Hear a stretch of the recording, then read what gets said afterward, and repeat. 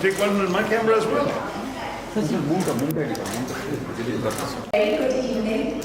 She was a philanthropist, author, poet, entrepreneur, and a campaigner for women's causes. A relentless champion for women's welfare, childcare issues, educational and cultural institutions, and promoter of Indian art and heritage. Dr. Khaitan had given shape to Prabha Khaitan Foundation, an organization dedicated to social and cultural welfare in the 1980s. Her vision to work for a better tomorrow drives the machinery of the organization and is embodied in her famous words, "Karm hi jeevan hai." Almost 4 decades later, the foundation has gone from strength to strength and has launched several initiatives to further the causes that Dr. Khaitan has envisaged.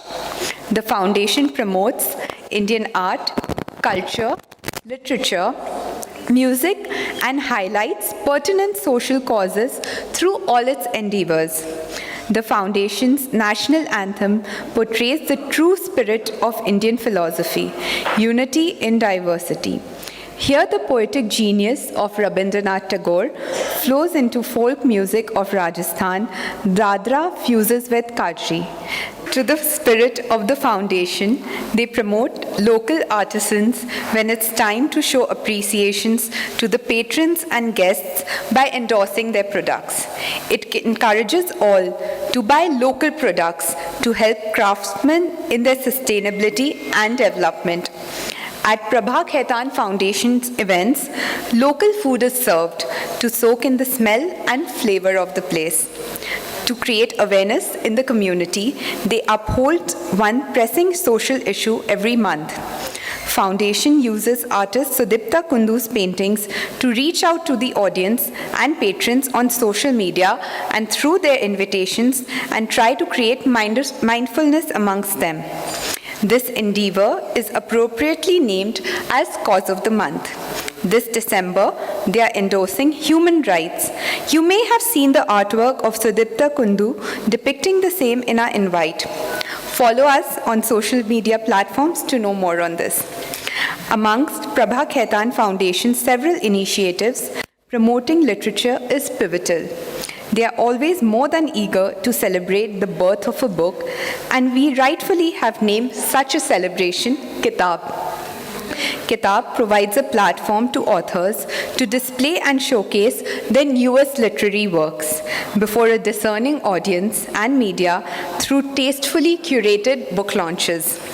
Today, the City of Joy will witness the joyous occasion of the launch of Dr. Shashi Tharoor's newest book, Pride, Prejudice, and Punditry.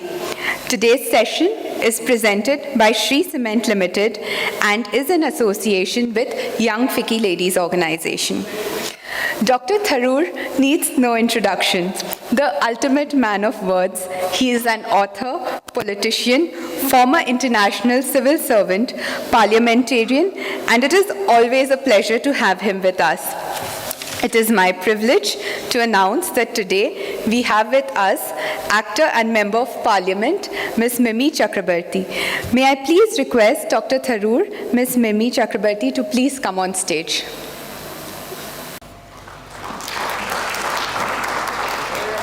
may I request Mr. Tejinder Singh, GM ITC Hotels, to come on stage and felicitate Dr. Tharoor and Ms. Mimi Chakrabarty.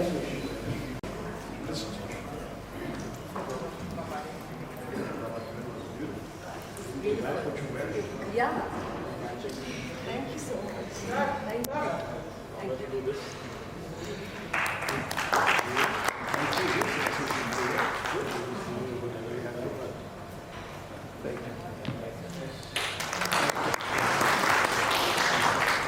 Thank you, Mr. Singh. Please be on stage for the formal launch of the book. Shinjini Kulkarni from Noida, Isha Datta and Ms. Anandita Chatterjee, Executive Trustee of Prabha Khaitan Foundation, to please come on stage for the book launch. To come forward and launch the book.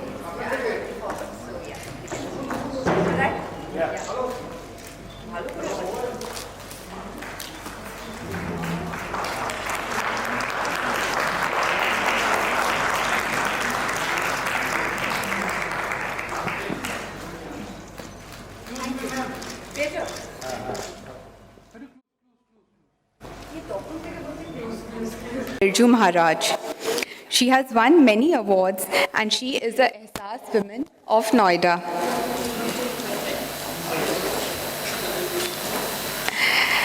So, in conversation with Dr. Tharoor and Ms. Shinjini Kulkarni.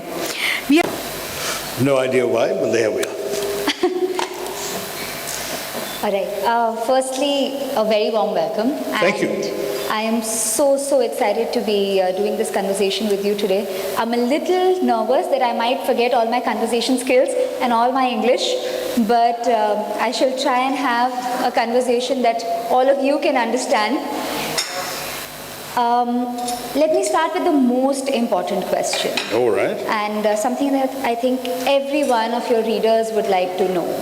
40 years of being a published writer and over 10 years of your association with Aleph. Your 22nd book launch. 23rd, well, yeah. 23rd. The very first one, there was no launch. It just happened. So tell me, Dr. Tharoor, which pen do you use to write your books with that pace and that quality?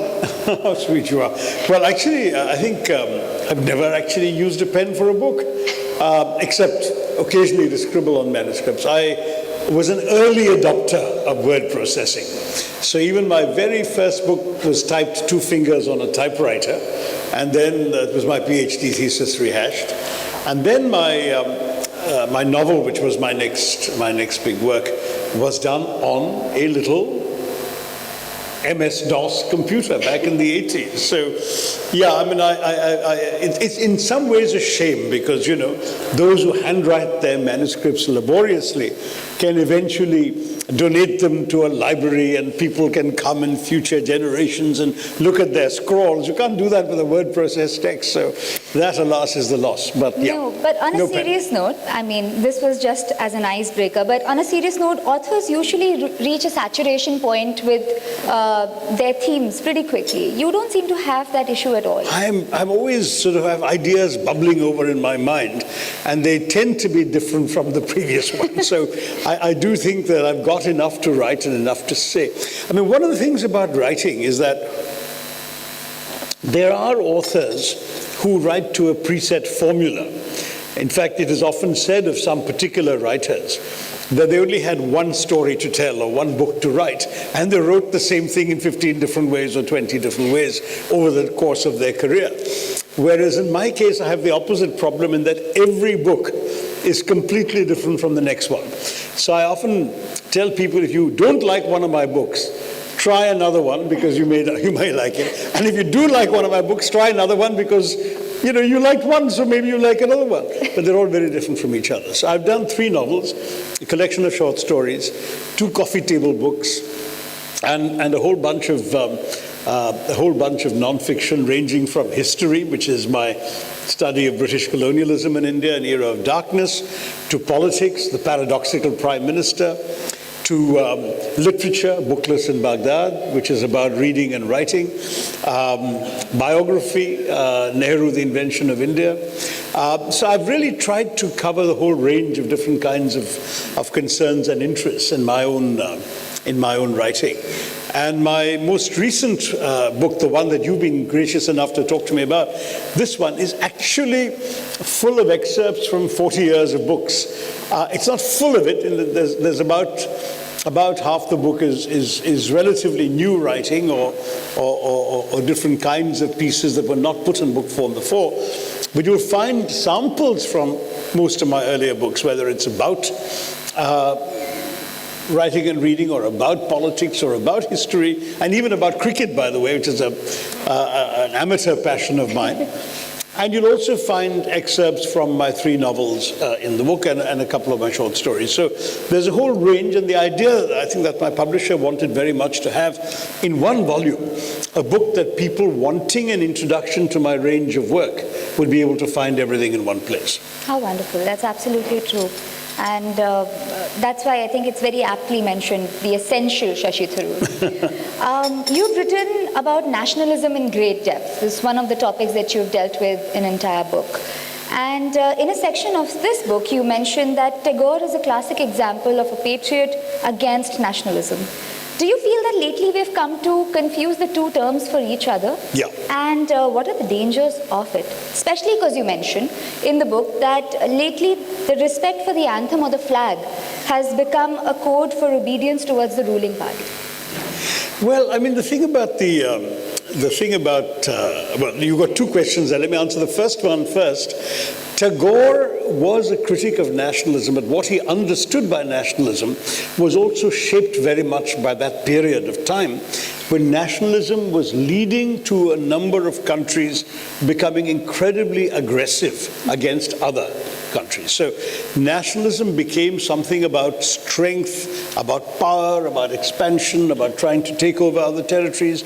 Often it came at the expense of others. In fact, I've quoted both Tagore and George Orwell, who was also a critic of nationalism at the same time, and yet Orwell wrote very meaningfully about English patriotism. So my idea that patriotism is about love of country, that you love your country the way you love your mother, not because she's perfect, but because she's yours. You belong to her, she belongs to you, and the same with patriotism for a country. You love your country because it's yours, not because it's the best country in the world or whatever.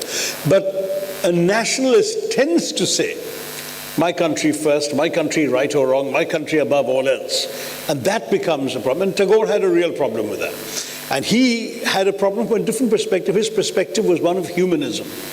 He felt that the ultimate thing that we must all value and respect is humanity, not a national identity. Mm-hmm. And he said that anything that came in the way of respecting our universal humanity should be condemned. So his was a philosopher's view, if you like.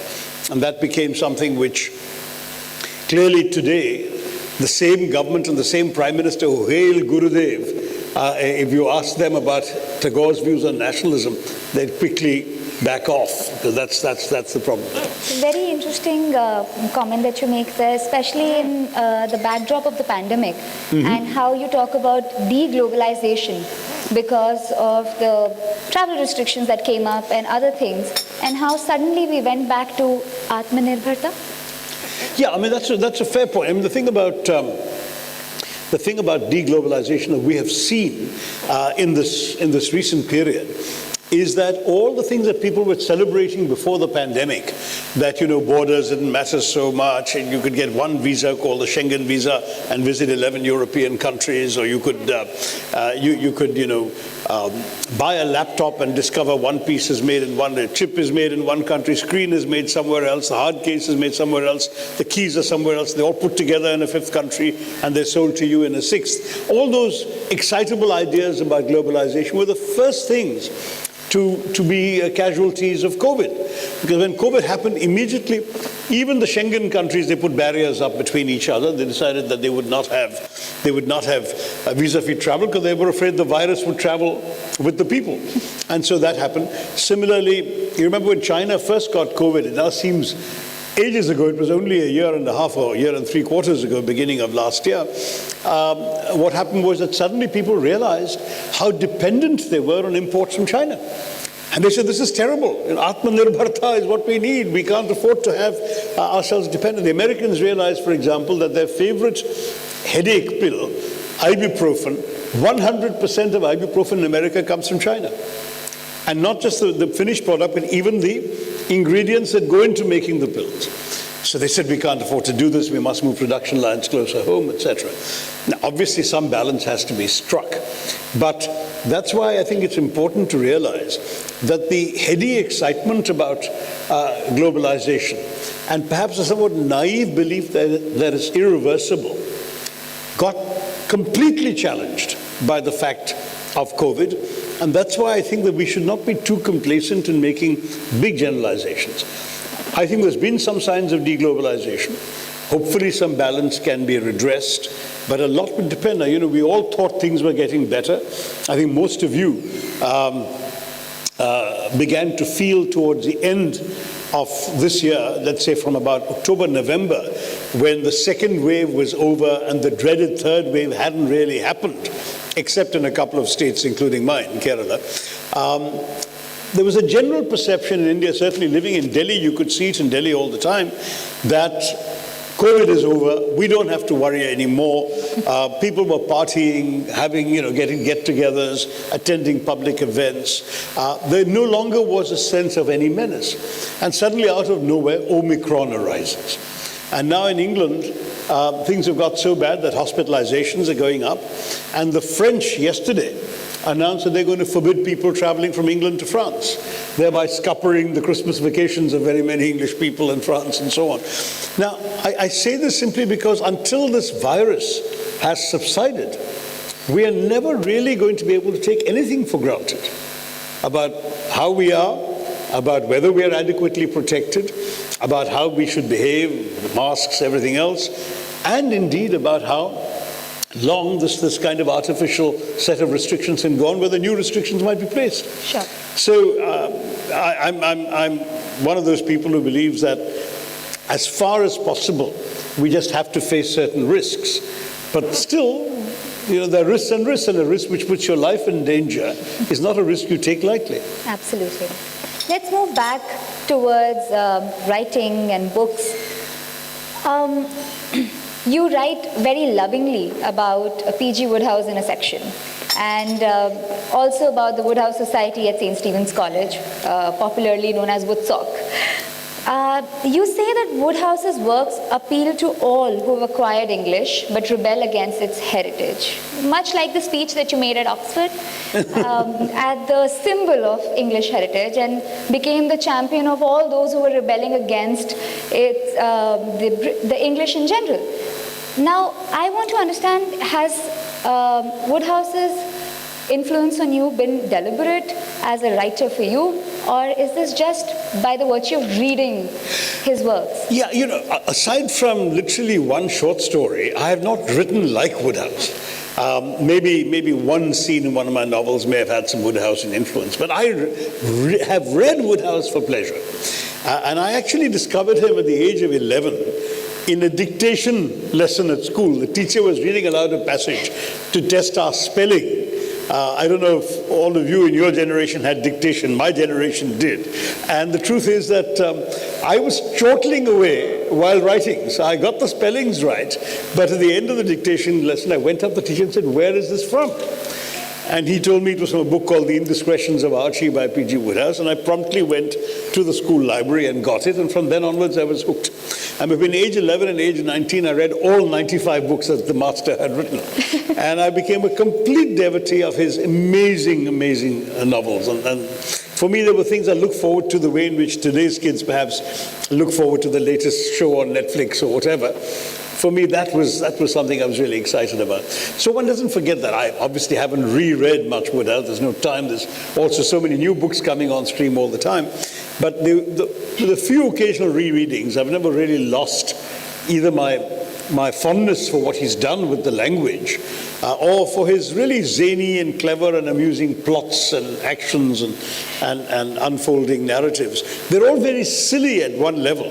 So in a world like ours today, where we're dealing with such serious existential questions of life and death and poverty and suffering and so on, he's very much an escape.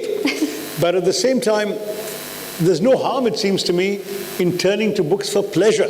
One of the things I despair of with young people today, I think you're a mother, aren't you? So you can testify if this is true. You're not. I'm sorry. But many young mothers I've met tell me that their children only think of books as associated with schools and homework. That's it. Right. So school and homework is what the book is all about. And if they want pleasure, they have their mobile phone, they have their computer, they have the television set and Nintendo and all these other options. A book is not a source of pleasure anymore. And to my mind, that is a very sad thing, because the pleasure that books have given me is something that I very much want to impart to others. Do you regret not posting the letter that you drafted for him? Yes, very much. In fact, we had a lovely letterhead for the Woodhouse Society, the curly-tailed pig with the Empress of Blandings on it. But I was never satisfied with any of the drafts. And so I never actually had the courage to send him one. Then the poor man passed away at the age of whatever it was, 94 or 95, and no more chance of writing to Woodhouse. Right. It's an understatement to say that the world is charmed by our vocabulary, and it provides a constant material for the memes on social media as well. Even though I think you mentioned somewhere that you stopped writing so much for columns because they didn't have so much of an archival value, but now your tweets have become archival material.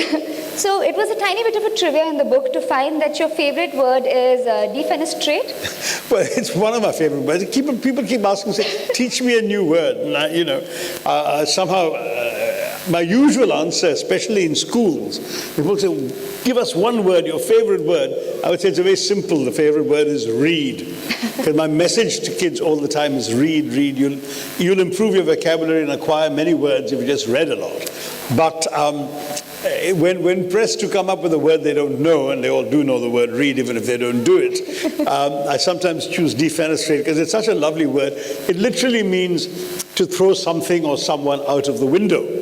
It comes from the Latin root for window, fenestra, which in French is fenêtre and so on, so many of you may know it. But defenestrate is lovely. Obviously, it began because people physically did throw their enemies or whatever out of windows in castles and so on. Akbar had one of his generals thrown out of a window twice, exactly. So these things happen, but the metaphorical use is wonderful, right? So if instead of saying somebody was fired, if you say he was defenestrated, or if an idea was rejected, you can say the idea was defenestrated. It becomes a fun word to use. That's why I toss it out. Remember the last time you used it, and in what context? Ooh, I think I just used it now. There's the answer. Since we're on the topic of social media and memes, I think you're by far the only politician to have done a stand-up comedy act that was run on an OTT platform. I find that extremely courageous as a person of today. Courageous is often another word for foolhardy. I wouldn't call that. But how important do you think is taking yourself lightly and humor for politicians, especially in the climate of today's India?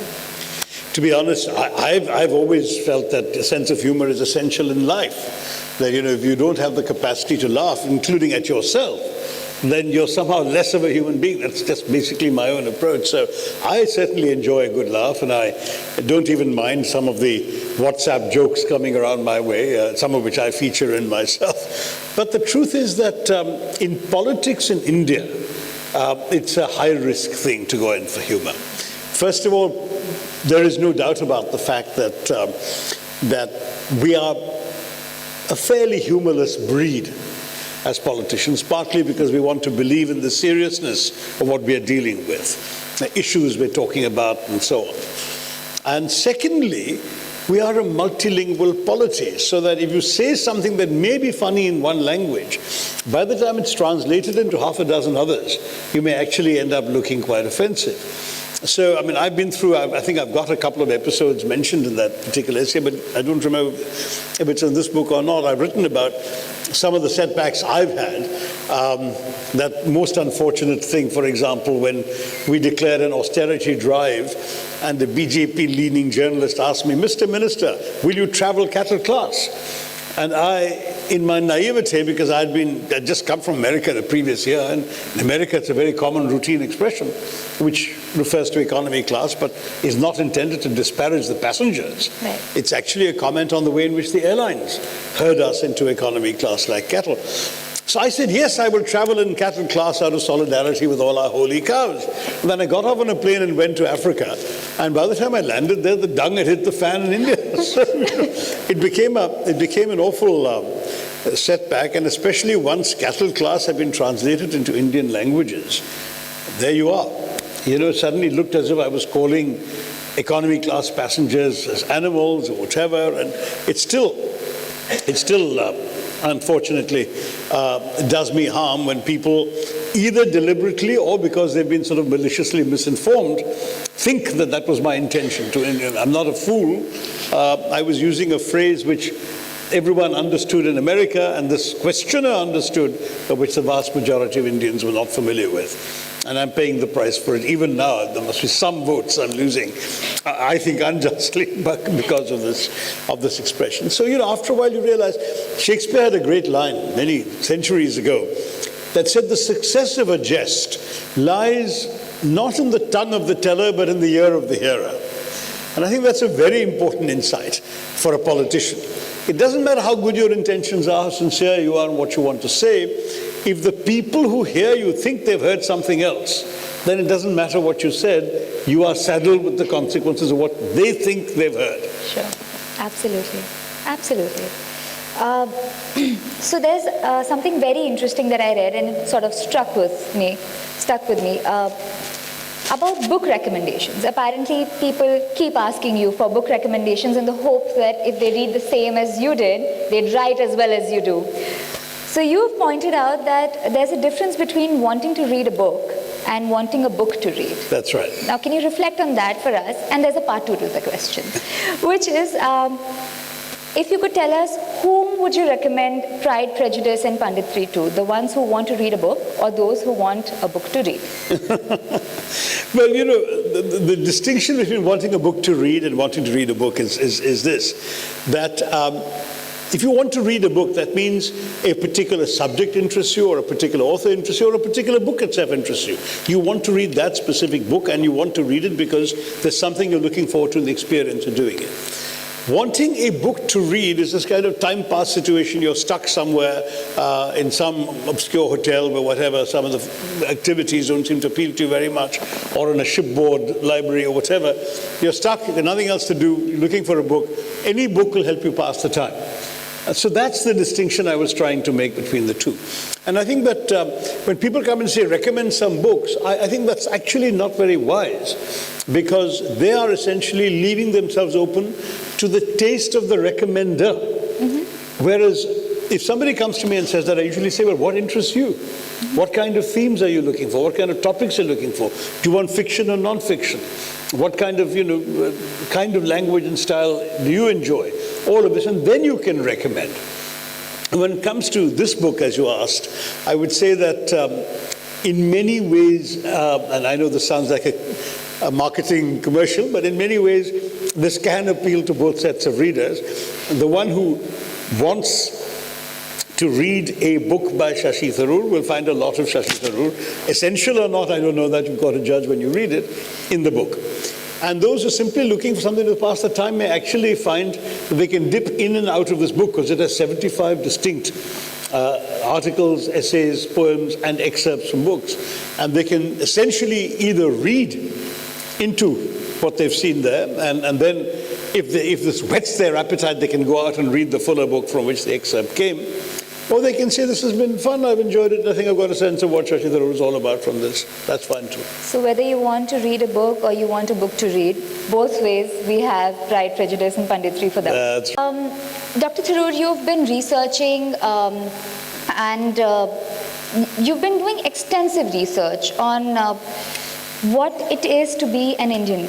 It's been a running theme through most of your books now, at least over a dozen of them. And for the longest time, as a country, we have associated and related to the iconic Common Man by R.K. Lakshman as being Indian, what it is to be Indian. Since you are the wielder of words, if you were to sketch the common man of India today, how would you describe him? That's, R.K. Lakshman's common man, one could argue, was not really that common. First of all, he used to go around in a checked coat, right? So, I mean, how many of our Aam Aadmi can afford a coat, checked or otherwise? He was a clever creation, and I enjoyed those cartoons immensely, and I remain a huge admirer of Lakshman's lifetime body of work and his sense of humor and everything else. But how common was that common man? You could have a debate about that separately. On the question of today's common man, or woman for that matter, because for the first time, I think we've begun to realize that even terms like common man or Aam Aadmi and so on are rather sexist. Absolutely. Because very often the problems of the common man are problems that are being dealt with by the common woman. She's the one who's often, for example, having to cope with the consequences of price rise in her home, in her kitchen. She's very often a person who's as much caught up in the professional struggles of people trying to do a job, run a family, maintain a place in society, as much as the common man of yore. But I would say that today, we are all caught up in a great struggle, which is also a great adventure. The struggle is the struggle of being able to make a decent life for ourselves. Every common human being, not just in India, but anywhere in the world, wants to take the same basic things for granted, 3 square meals a day, a roof over your head, some of the basic creature comforts. If you fall ill, you should be able to afford and have access to a healthcare place within a reasonable distance of where you live and work. You should be able to send your children to a decent school, give them an education that enhances their life prospects, and eventually you hope to keep improving your lot in life through work, through jobs you do, and you hope too that your next generation will lead an even better life than you did. So, I mean, this is absolutely universal for everybody, everywhere. Any Aam Aadmi, any Aam Aurat has these desires and wishes. The great adventure for us is that at this time we're going through all of this, also at a time of major transformation. COVID has been a setback for a couple of years, but otherwise we are in the process of bringing hundreds of millions of Indians, of Indian villagers, into the global village. We are connecting them to the world in a way that we would be in a position to actually transform their lives and the world as well for their involvement in it. And that could be quite phenomenal. Of course, a lot remains to be done. But one of the things, for example, that we could easily imagine ourselves doing, a vision of the late President Abdul Kalam, was if we could genuinely provide these 21st century facilities in our villages, broadband, last mile connectivity. Can you imagine somebody could sit in a village and through the use of broadband and a computer keyboard service a company or a client or a consumer in Europe, in Germany, in America, wherever. And suddenly they're connected to the world and the world is connected to them in a way that will be mutually transformative. That's the exciting adventure. We've had a bit of a setback. COVID certainly has been bad, before that demonetization and some of the other follies of our government. But once we overcome that, the fundamental transformation facing our people is something that could be very exciting for this common man and woman. Sure, absolutely. I'm just summing up now. I believe I do not have too much time. Last question? 5 minutes. All right. So I can ask my last question. You've written on a host of topics, political and otherwise. These are scholarly in their research and almost academic in nature, yet palatable for general readers like me. And they have a reach to them. But do you feel that sometimes the politician in you tends to overpower the author in the selection of the themes that you write upon, and the fiction writer in you, the Operation Bellows boy, is sulking in some corner that either Dr. Tharoor has to retire from politics or, God forbid, lose an election before he comes back with a fiction novel again. You're so right, Shinjin. And in fact, I have to say that this is something which I'm very conscious of, because in recent years, I've only been in politics for 13 years, which is not a very long time in terms of my overall work. But in these 13 years, with the exception of the book on British colonialism, which I could have written even if I didn't have this particular profession, you're right that the other books of this period have all shown a marked influence of my political career.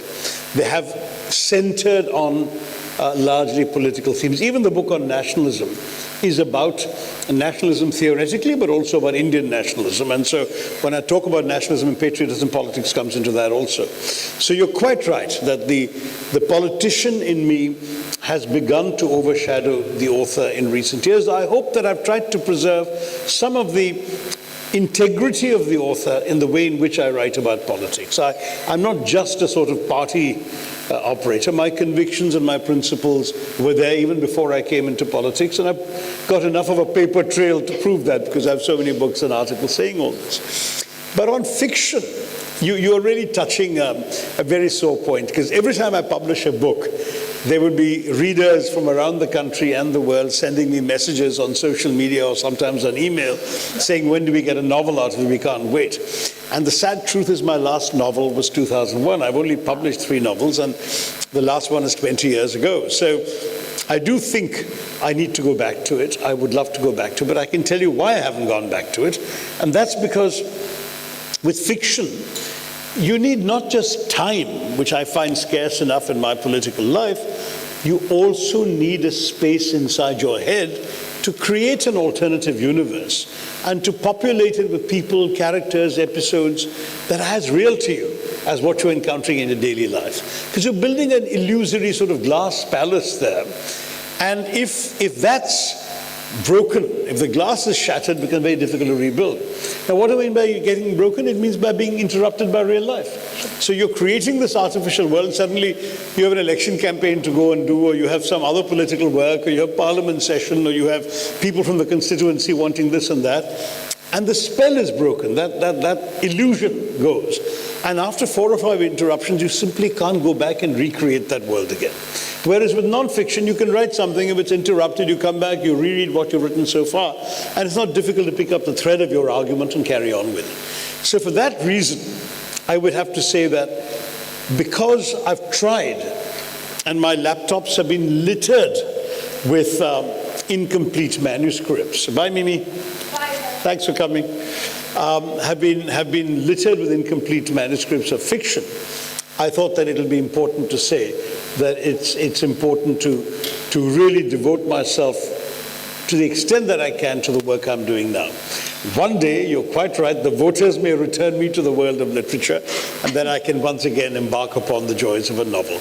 I'm not sure I can do that as a Lok Sabha MP. I'm sure it won't be the voters, it will be your own choice of retiring from active politics, and I hopefully will have the opportunity of conversing over that book again with you. That will be lovely. Thank you. Thank you so much for our conversation today. I'll open the floor for some questions if there are any from the audience. There's a hand in the back there, Shinjan. I can't see it. Yeah, can we have a mic there, please? Good evening, sir. I am Tanushka Datta from Loreto College, Kolkata, and I'm a third-year student pursuing English honors. So I couldn't help but notice the alliteration in your title of the book, and as well as the nod to Jane Austen. So I wanted to know whether the nod is a deliberate one, is it intentional? The reference to Jane Austen. And the second part of my question is that why Pride, Prejudice and Punditry as the title? Sorry, I'm not sure that I heard the questions very well. Just repeat both parts once again briefly and hold the mic a little closer because there's a slight echo in this room. I couldn't. Did you catch the question exactly? She's asking if there's a reason why are you elucidating to a connection to Jane Austen? No, okay. And the second part? The second part, I think she should repeat. Yeah, there's a slight audibility problem. Just hold the mic up and try again. Yeah. The second part of my question is that why the title as Pride, Prejudice and Punditry? What is the reason for choosing these adjectives? Okay, so the first bit about the Austenian connection, there really isn't any. I think you'll find me quite unlike Jane Austen in every conceivable way, but it was a sly literary reference, that's all. You know, to be honest, when you're putting together something as miscellaneous as this, with such a wide variety of themes, it's very difficult to find one title that captures the overall theme. So what very often happens when you've got a collection like this, with other authors, you'll find they'll sometimes take the title of one of the essays, usually a provocative one. Do gentlemen prefer blondes, for example? And you pick it up thinking, well, this is going to be about gentlemen and blondes. It's nothing to do with that at all. It's a collection of essays by some author, one of which had this title because one part of that one essay refers to some aspect of why people have preferences or whatever. But the title is clever and people buy the book for the title. That's the kind of thing. In this case, it's a sly way of referring to the fact that there is a nod to literature, that is, fiction is also here. And at the same time, there's punditry, which is, of course, my opinion pieces, columns, and political writings as well. So that's the reason for the title. The pride part comes from pride in India, pride in, I mean, I chose, as it were, India. I happened to be born in London and not to a diplomatic parent, so therefore I was eligible, I still am theoretically eligible for a British passport. And it's been offered to me a couple of times when I've written about this in my earlier book on nationalism, when we went through various new changes of regulations. They said, it's literally £15 for a British passport, £65 for a visa. Why do you want a visa? And I said, it costs to be Indian, but I would rather remain Indian. Thank you. I mean, the fact is that in the process, and that's why I didn't fully answer Shinji's question about why I'm so interested in nationalism and patriotism, is because for me it was a very conscious choice. I chose to be an Indian citizen when I could have been something else. I chose again at the end of a long international career to come back to India and to try and make a difference in my own country. So for me, this is very conscious feeling that India matters to me and that I hope to matter to India. And that is an extremely important element. So that's where the pride bit comes in. The prejudice is not so much me as the people I'm attacking politically, who I believe are fairly prejudiced in some of their stands, especially some of the communal rhetoric we hear in our politics and so on. And the punditry cuts across everything that I have an opinion on, whether it's cricket or whether it's literature or whether it's politics. So that's why the title. I have a question for you. Do you think that in this prevailing climate of this country, the authors and artists are now being trolled, and that is causing a type of self-censorship in them? And is it true that our authors are now a bit frightful? It's a very good question, because I'm afraid we've already seen evidence for what you're saying in the mass media. The so-called mainstream media has either been cajoled or cudgeled into complicity with a lot of what the government wants to see said or done. And to a great extent, writers across the board seem to be conscious that certain kinds of criticism are not welcomed, or certain kinds of attacks on the government would have consequences for them. You'll find, for example, that even publishing houses that publish criticism, they could end up having tax raids and other forms of harassment. We've seen the famous episode of what happened to Dainik Bhaskar a few months ago, when they ran an investigative series on COVID deaths in UP. So you've got to a stage where people are finding themselves asking themselves, is it worth it for me? Which is very sad in a democracy, because in a democracy, the one thing we should all be able to take for granted is freedom of expression.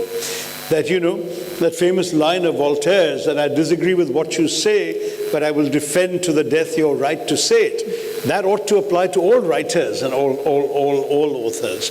And sadly, I'm afraid it does not. Now, to that degree, I was joking about courage and foolhardiness being two sides of the same coin, but the fact is that I can to some degree afford to take a risk, because I am a politician, an elected member of parliament, and that gives me a certain license, as it were, to be completely frank and fearless in my views, because at the very least the government can say, well, he's in the opposition, naturally he'd say you can't, if you're not in the opposition, you don't have to take him seriously. And therefore I do say, I've not pulled any of my punches, I've not censored myself. I've been unsparing in my criticisms of the government, even though I'm also one of the very few people in the opposition who, when I find something worth acknowledging or praising, I will do so. And that's not always appreciated, including by my own party sometimes. But despite that, I think every single critique that you can care to express about this government, I have expressed at one time or another, or more often than once, in my books, my articles and columns, and in my speeches and interviews. So I'm out there, and touch wood, I'm glad that we still have a system that allows me to be that way. If one day even those freedoms are denied to the opposition, then of course we will cease to be the democracy that we cherish ourselves for being. And I have to give the government that much of credit that so far there are many voices like mine that are able to stand up and criticize them. So I would urge the authors who are self-censoring, as you put it, to have a little more confidence in our country, in our system, to be able to stand up for what they believe is the right thing. Quoted to have said, politics is the last resort of scoundrels. Last refuge of a scoundrel. What is your take on that? Sir, scoundrels can go into many professions, and there are scoundrels, I'm afraid, in every profession, including politics. I don't deny that, but I'm not sure that it's uniquely suited for scoundrels. There are scoundrels in business, scoundrels in the bureaucracy, scoundrels, as we discover, even in the police. So very difficult for us to say that it's only politics. But I think the reason Johnson said that is that politics gives people the ability to cloak their self-interest in the pretensions of serving a larger cause. So you will find that very often a scoundrel is called a scoundrel because he's really after fattening his own purse, but he talks about the well-being of the masses or whatever and does his bit, and that's the kind of thing you see a fair amount of. I think cynicism about politics beyond a point, beyond an occasional witty remark like that, is unfortunate in a democracy, because in a democracy there is no better way of actually doing anything to improve the lot of the people, your fellow citizens, than politics. I mean, you may have NGOs and missionaries of charity and Ramakrishna Mission and God knows what else trying to do their own bit, but they can only be a drop in the bucket of human need in our country, whereas a government, by passing a law, by passing a regulation, by making a change, can affect the fates of millions. And that's why, as long as democracy gives you an opportunity to influence what happens in government or to be in government, politics is therefore an honorable profession, because it's the only means through which you can achieve that. And in that process you could do good. I agree with you, there are some who don't do good, who are there and do bad, or rather do well but don't do good.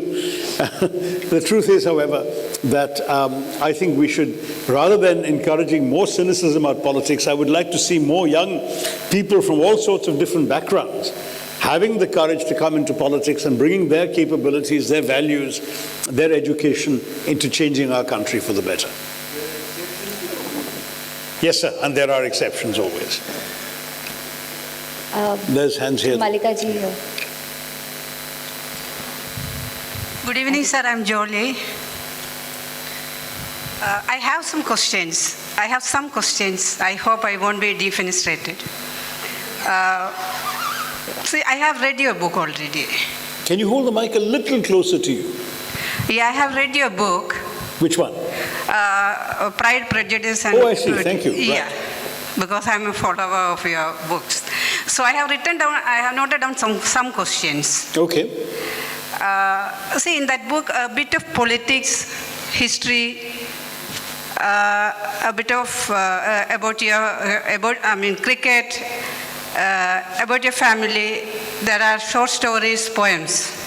All these are there in that 554-page book. When can we expect your complete biography in a book form? Actually, it won't surprise you. I think that a couple of publishers have approached me and I've said no so far. neither to writing one myself nor to authorizing anyone to write it. I just don't feel that I've achieved enough to be worth writing a biography of. That's my personal view. I'd like to feel that there's still mountains to climb before I merit a biography. Ultimately, who knows when that point will come. If people have any lessons they want to derive from my life, they're welcome to do it just from what they see of me and the example of me in my daily life and my daily public appearances already. But a book, I think, would be somewhat vainglorious or pretentious to try and do right now, as if I've achieved enough to be worthy of a book. That's why I don't have an answer to your question now. Yeah, but there are, people like me waiting for one day, let's see if I achieve enough I can look back on a life well spent. So at the moment, I'm not sure I can. I have another question. It has been proved that you are a poet too. When can we expect a compilation of your poems? Well, to be honest, I'm not much of a poet. I've written a few poems, and you'll notice that in my novels, there are some verses scattered throughout. Some are light verse, doggerel, funny, just to break the mood. The Great Indian Novel, I've thrown in a few bits of light verse. In show business, I have imagined Hindi movie lyrics in English and written those in the novel Show Business. So I've done a fair bit of that kind of writing, but I've never taken myself seriously as a poet, and I have not read enough poetry to consider myself a good judge of good poetry. Whereas with prose, I feel confident both in what I'm trying to write and the way in which I write it, and even in my judgment of whether I've done it well enough or not. I know which bits of my writing are not up to the standards I would want for myself, and at the same time, most of my published books have, to my mind, reached a certain level that I believe I'm capable of with prose, whereas with poetry, I don't have enough of a confident judgment of good poetry to say that I've written good poems. Finally, about publishing a compilation, I think you'll know that very few publishers consider poetry commercially viable. And I'm sorry to say that that's true in India, because I have friends who are poets who keep asking me to recommend me to publishers, and the publishers I recommend them to always tell me that unless the person is incredibly well known or is an outstandingly good poet, there simply is no way of breaking even on publishing a book of poetry. In fact, recently there was a rather good poet from my constituency whom I recommended to a publisher, and the poor girl ended up being persuaded to write a novella instead, incorporating some of her poems, rather than try to publish a book of poetry through a commercial publisher. But in this particular book, there are 5 poems. Yeah. Very well, very touching. Thank you. One is For Sunanda, Now Gone. It's a heartbreaking one. And an equally touching poem is How to Sleep at Night. See, one portion I have read thrice.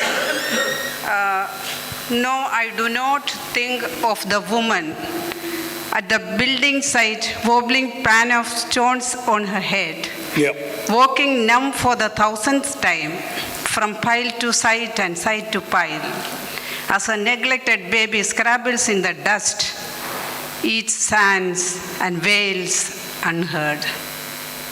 What made you write these lines, sir? Well, actually, I wrote it because I felt it. I've seen a fair amount of human suffering already in my years at the UN.